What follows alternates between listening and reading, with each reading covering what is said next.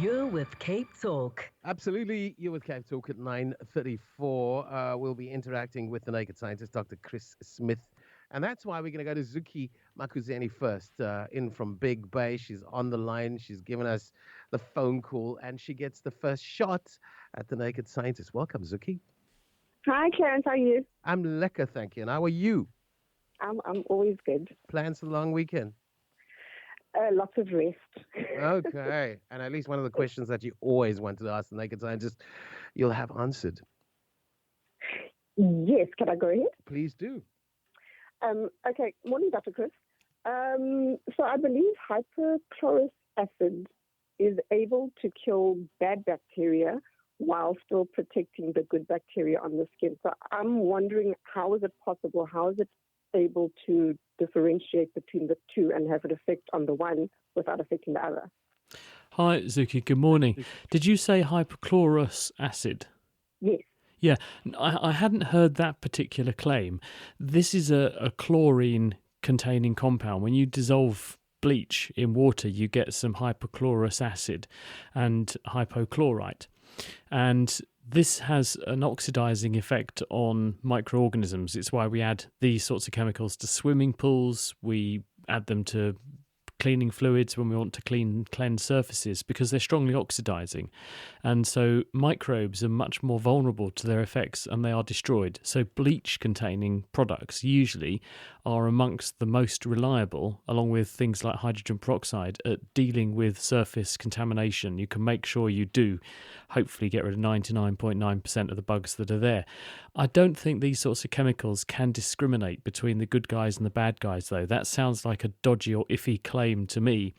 The problem is, when we expose ourselves to things like antibiotics, it's very hard for those drugs to tell the difference between the bacteria we want to be there and the ones that we don't want to be there, particularly if you use what are called broad spectrum antibiotics, which are a bit like bleach, as in they kill indiscriminately.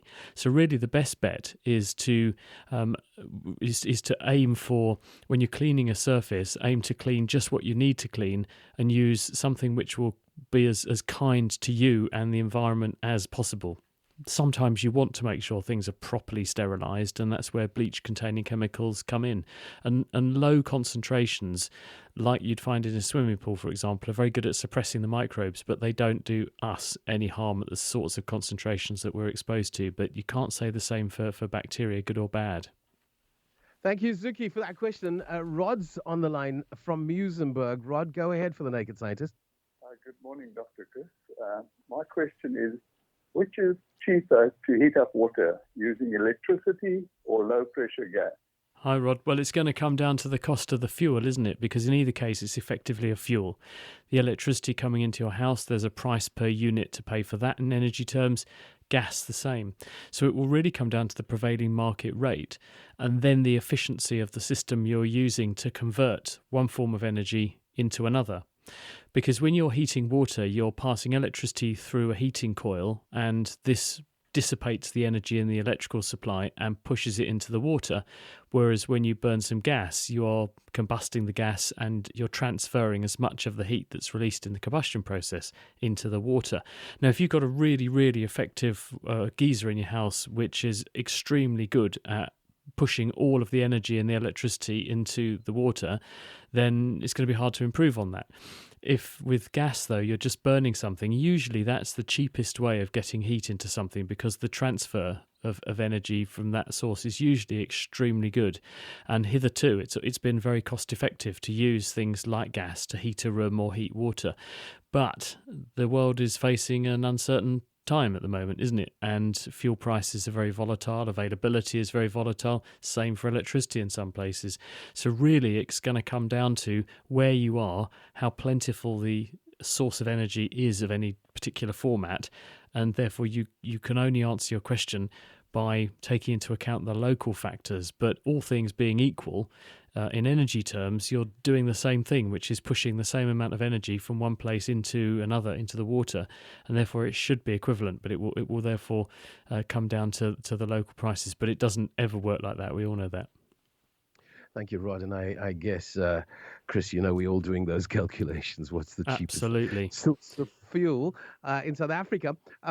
another question in, is the reason animals, except insects that are on land, have four limbs due to the fact that the first creature that walked out of the primordial slime had four limbs? Is there a reason for four limbs, or could the world have had six limbs in one stage of its existence? Well, many creatures have many more than six limbs. If you think about centipedes and millipedes and so on, and I've been to some places. If you go to Western Australia, to the Murchison River Valley, for example, you can wander around in the back of beyond there. It's absolutely gorgeous, but you will see fossilised footprints of creatures that had dragged themselves out of the mud, because some of the oldest rocks on Earth are both in South Africa but also in Western Australia, and so you can see the fossil record in plain sight there. And there's dinosaur footprints on the beach at Broome as well, actually. It's quite extraordinary.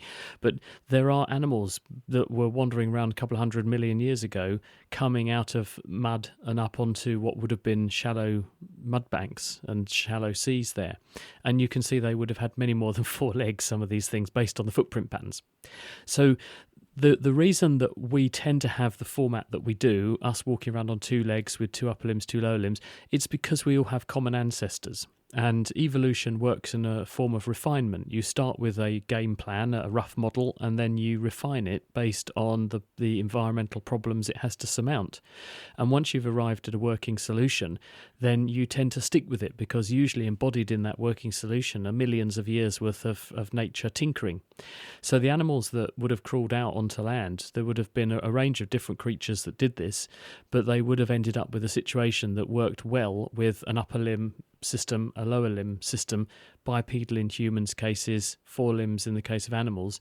But obviously some animals do have many more, but they're not normally the ones that look like us. So really the ancestor of animals like us would have adopted that particular format because it worked, and then they stuck with it. Somebody writes, I recently read a novel in which a doctor was doing IVF for married lesbian couples. Is this technically possible? If yes, has it been done before? If no, why is it not possible? Sorry, it's Colleen with that question. Hello, Colleen.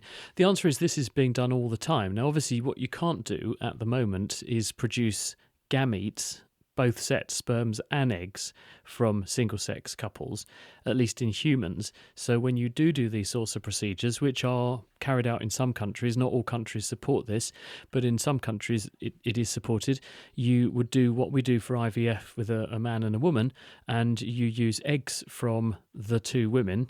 You could take eggs from just one of the women, you could take eggs from both, and then you could make a mixture of embryos and just randomly choose one, the healthiest looking one, but you mix it up with usually donor sperm and do in vitro fertilization, and then you put the embryos back into one of the or both of the potential mothers, and then they become pregnant in the same way that a couple who are heterosexual would.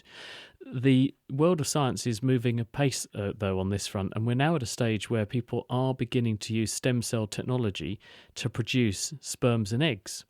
And in recent years, we've seen reports that scientists have managed to take stem cells, or skin cells actually, from adult mice, persuade them to unspecialize and become stem cell-like, and then re-specialize themselves to become the progenitor cells that make sperms. And they've been able to turn those progenitor cells into sperm capable of fertilizing eggs, and then produce baby mice off the back of it. No one's done it with a human. There are ethical considerations. Also, it's much more complicated working with human cells than with mouse cells. The efficiency of these sorts of processes tends to be lower. So no one's gone down this path yet. But in the future, I strongly suspect it will be possible to do this. But at the moment, there are a number of questions, not just ethically, but genetically, over the safety of this sort of procedure. So no one's making artificial gametes, sperms and eggs at the moment. So we're working with what nature has endowed us with hitherto, but it's certainly possible to do this. And in the future, I suspect people will use this sort of technology for a range of reasons. We have Mark on the line from Newlands. Let's go to Mark. Mark wants to know about the sun's power. Go ahead, Mark. Hey, Dr. Chris. What maintains the sun's hypercombustion, and why doesn't it burn out? Hello, mate. Well, the answer is the sun is a massive nuclear reactor, and you could pack a million Earths inside the sun, no problem. It's absolutely huge. And it's been burning for about 4.5 billion years. And what sustains it is the fusion process, where mainly hydrogen at the current age of the sun, a few other chemicals as well now, but mainly hydrogen. When a star is first born, it's hydrogen that's fusing. The pressure and the temperature in the core of the star is squeezing hydrogen atoms close enough together that the natural repulsion between the cores or nuclei of those is overcome, and they fuse together, they stick. And when they stick together, they become a bit more stable and release some energy called effectively the binding energy in their nucleus. And this energy comes out and is shared with the other atoms around the core of the star, and some of that energy is then radiated out into space as the light that we see, and therefore the warmth from the star. Now, this is happening at a controlled rate because the temperature and the gravity of the sun holds it in a sort of equilibrium, where you do this, you get some heat out, and then it radiates some heat out. And if you fed all of the energy back into the reaction, obviously it would speed up and speed up and speed up, but it's constrained by the fact that it's losing heat, it's losing energy, and this effectively acts as a brake on the reaction process, as well as the availability of the ions, the particles that are being squeezed together. There's a rate at which they can collide, there's a rate at which they can therefore merge and fuse, there's a rate therefore at which they can release some energy, and all these factors mean that the sun is in a sort of equilibrium where it's producing energy at roughly a steady state. And if you added it all up, it's producing so much energy that way that it's losing about 8 million tons every second in mass, which it's converting from chemical energy of those atoms that it's made of into the electromagnetic energy of the light and the heat that we feel and bask in our orbit around the sun. And that's because of Einstein's equation, E equals mc squared. E is energy, and that's equal to mass, m times the speed of light squared. So if you know how much energy is coming out of the sun, you can estimate how much weight it's losing, or mass it's losing every second, and that's about 8 million tons. Let's go to Vincent in Muizenberg. Vincent, go ahead with your question for the Naked Scientist. Morning, Dr. Smith. If eating an apple a day is healthy for us, is eating more than one apple a day better? Hi, Vincent. Well, to an extent, possibly. It depends. This was demonstrated to me very elegantly by a scientist at the University of Cambridge who was talking actually about overweight and obesity. This is probably the worst pandemic that the world is confronting, where half the world population is now malnourished but not too thin. We're all carrying far too much weight because we're eating the wrong things. And he gave me a bag of apples and said, right, these are 8 apples. I want you to eat as many of these as you can in the time available. And so I started, and after about 2 minutes, I'd eaten an apple. He poured himself a glass of apple juice, which contained, based on the measurements on the back of the packet, the juice and pulp of 8 apples, and swallowed it in about 20 seconds. And the point he made was, I've now consumed the number of calories in 8 apples, and it would have taken you hours, and you would have been full far before you'd managed to pack that many calories in. So our body has natural inbuilt constraints that mean that the rate at which we normally put natural foods into our bodies constrains how many calories we get in and what sorts of nutrients we extract from them. If you subvert that system by enforcing yourself to eat stuff, it's not good for you. But and your system is subverted by things like artificial fruit juices and that kind of thing.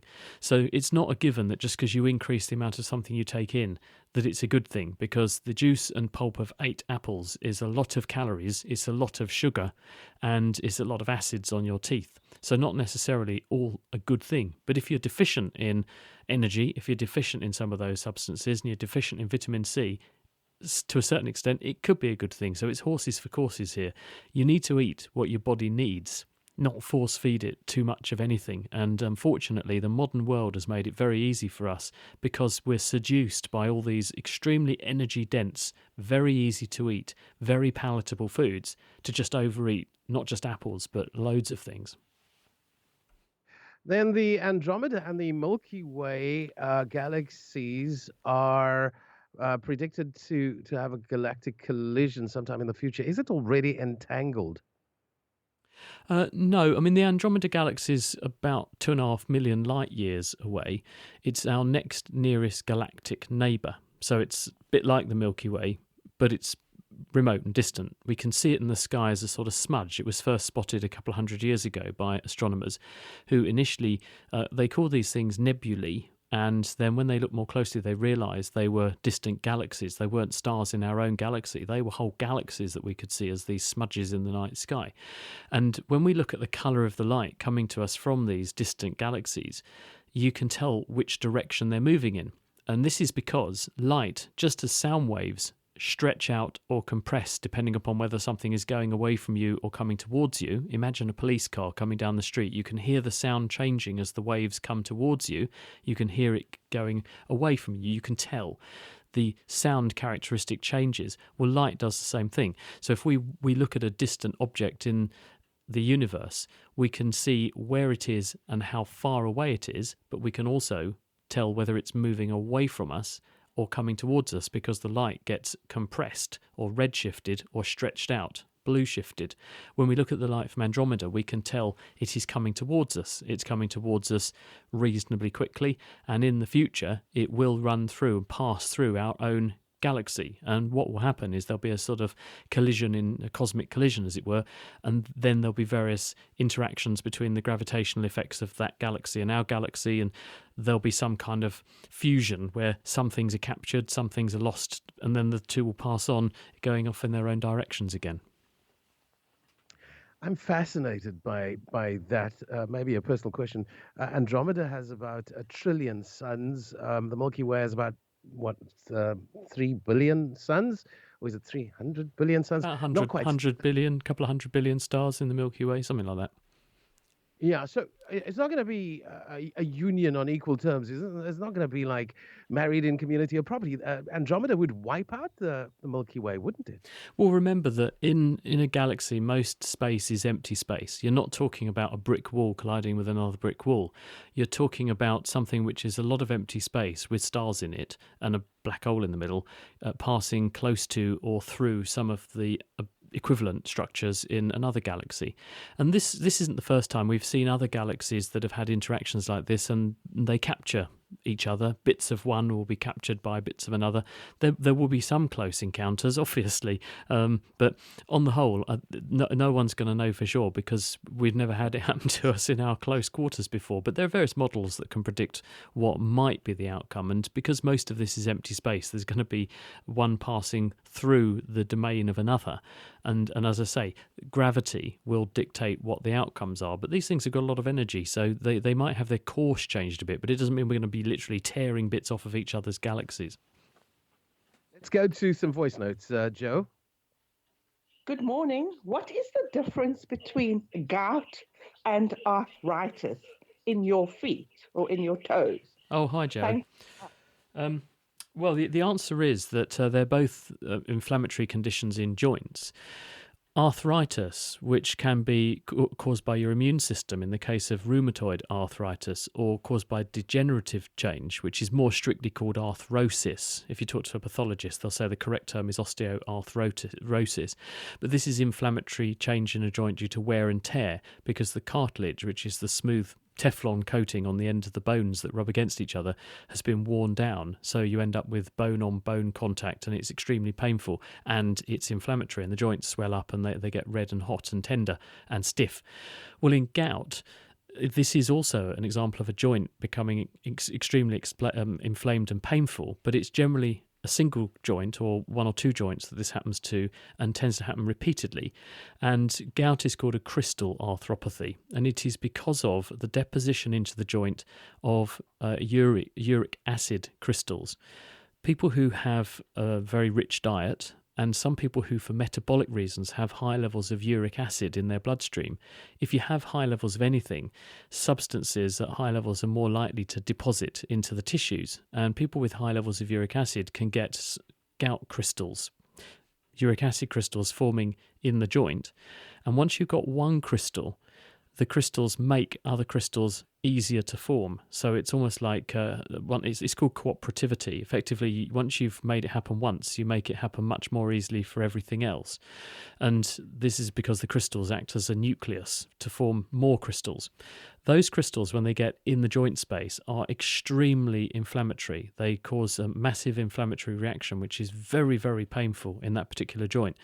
The crystals are more likely to form in your peripheries because that's where your body is colder. And crystals form better under cool conditions because the various things, the uric acid, for example, that's forming them, is less soluble in cold body tissues than in hot body tissues.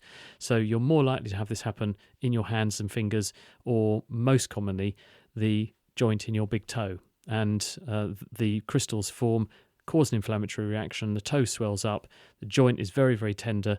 A person with gout won't let you anywhere near it, but it's usually that one joint. Osteoarthrosis, on the other hand, wear and tear, more common with older age, and tends to occur all over the body. Lots of different joints, particularly the small joints in the hands get affected, but also feet as well, and knees and hips and so on. And those sorts of things are not a one-off joint that gets red hot, swollen and tender. It's many, many joints that are chronically stiffened and can be deformed by the build-up of deposits around the edge of the joint of calcium. And we'll go to another voice note. Let's take a listen. Good morning, team. Could we ask the doc what the working theory is on deja vu? I mean, like, you'll be standing at a robot, a traffic circle, and then all of a sudden you'll be like, I lived this, I've been here. Where does that come from? John Claremont, thanks. Thank you, John. Hi, John. Dr. Chris Smith. Are you not going to say, Clarence, haven't we had this before? Never mind. The answer is... You're standing at the lights and the lights go off. Yeah, that we have every day of our lives. But No, I'm sure we've answered the question about... I was saying we've answered the question about deja vu before. It was a joke. Never mind. The answer is that we don't know for sure, because you can't ask an animal, are you having a deja vu experience? Because they can't tell you. And so you're restricted to experiencing this as a human and asking other humans about it. We can't study the brain very well. We can study it a bit, but we can't study the brain as invasively as we might like to try to get to the root of this. But you could ask, well, who does it happen to? When does it tend to happen? Why, therefore, might it happen? And it most often happens in people who are tired or sleep deprived, or they've had a period of stress. And so what may be happening is that when you're very tired, your brain is losing count of how it normally runs the timeline in your memory. So when I have an experience happen to me, I relate what's happening now to other things that have happened during my day, and I therefore have a sense of time passing because I know roughly what I did in what order, because I've got a sequence of events stored in my mind, and I have an insight into roughly how long those things took by roughly how many bits of information I've stored about something happening, because your brain assumes that you store information at roughly the same rate across a day. And this is why time appears to slow down when something scary happens to you, because when it's scary or very exciting, then you make a lot of memories about that one thing. That time your car careered into a lamppost, for example, you make a lot of memories, and so time appears to slow down because the brain assumes it must have taken ages because there's loads and loads of memories attached to that particular event. But sometimes when we get very tired, then the process by which the brain assembles that timeline and then recalls events from the timeline can get distorted. And this may be because as we get very tired, we begin to recruit the wrong or bring to the fore the wrong memories, and we lose track of what we're trying to think about at any one moment in time. But it does tend to happen more when we're very tired, and so that suggests it's probably a misfiring of the brain, which makes you have this spark of recollection and recognition when it's inappropriate. You think you've seen something before, you think that you've been down that road before, but in fact you haven't. Maybe just that 19-second question also via WhatsApp. Let's take a listen to that one. This is Craig from Fishhook. This is for the Naked Scientist, Chris. I'd like to find out what causes baldness, and have they managed to find, or are they in the progress of finding a cure for baldness? I'm a bald guy. I miss my hair. I just wanted to find out if you know anything about that. Thanks, Chris. Bye-bye. And you have a minute for that answer. I'll if you do my don't mind. best. This is a very common condition, and it's called male pattern baldness. And the clue's in the name. It affects chiefly men, although women are to a lesser extent afflicted. There's various genes which are carried on the X chromosome, and this is why men are more likely to be affected than women, because they have only one X chromosome. And it renders some hair follicles in some parts of the body more susceptible to the toxic effects of metabolites of testosterone than others. We don't know why this happens. We don't know why evolutionarily this should have happened. We do know that you can slow down the process by reducing testosterone levels, and this is why women are a bit less susceptible than men are. But the cost to pay for reducing your testosterone levels is lower libido, bone loss, and other changes in your body which go along with low levels of testosterone. So it's a pretty high price to pay. So scientists are looking at the opposite, which is, well, can we put the hair follicles that we've lost back? And the answer is you can. You can steal them from other parts of the body. You can have a hair transplant, but they're also now looking at stem cell technology to try to produce new hair follicles that could one day be implanted and give you back a new head of hair. And we're going to have to rest it there. Time has gone 10 o'clock, but a big thank you to Dr. Chris Smith, the Naked Scientist. Every Friday after 9:30 answers those questions that keeps you out of sleep.